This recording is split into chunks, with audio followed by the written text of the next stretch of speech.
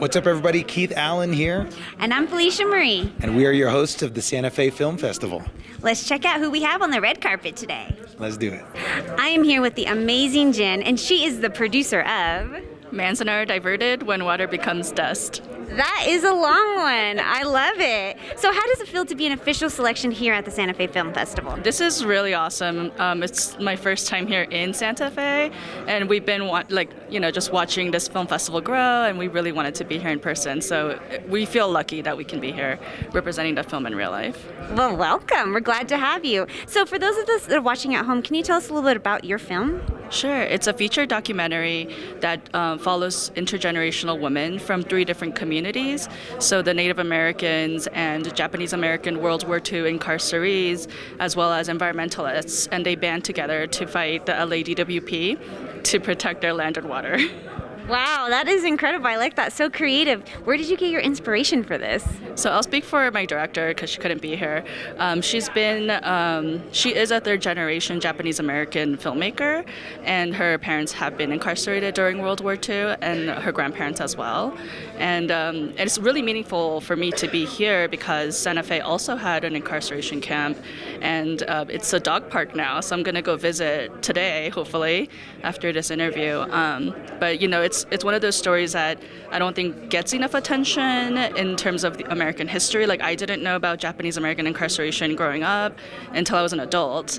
And that was only because I was friends with Asian American activists and I was learning from them. But it's not taught in our schools. But on top of that, Los Angeles has a really epic water history, and we import most of our water. And where we import our water from, that land is the land where Japanese Americans were incarcerated. And it is the same land where Native Americans were forcibly removed from, which, in New Mexico, they have a similar story as well. So this is even though it's a local California feature documentary, it's something that resonates with the rest of U.S. because almost every state, if you go, there's going to be some overlap between Native Americans as well as water issues, as well as Japanese American incarceration. Wow, that is incredible. Well, thank you so much for using your platform as a filmmaker to make this amazing movie. So where do you see the future of this movie going, and also the future of yourself as a filmmaker?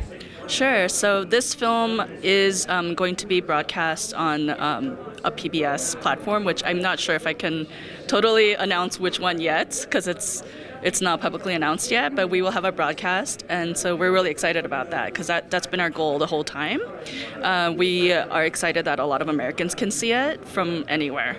And as for myself as a filmmaker, I just directed an episode of Takeout by Lisa Ling, or Takeout with Lisa Ling, the episode of Boyle Heights, which also goes into the history of Japanese Americans because there was, in Los Angeles, Boyle Heights right now is a mostly Latinx community, but back during World War II, that was a place where a lot of Japanese Americans came to after because it was one of the only places you could live.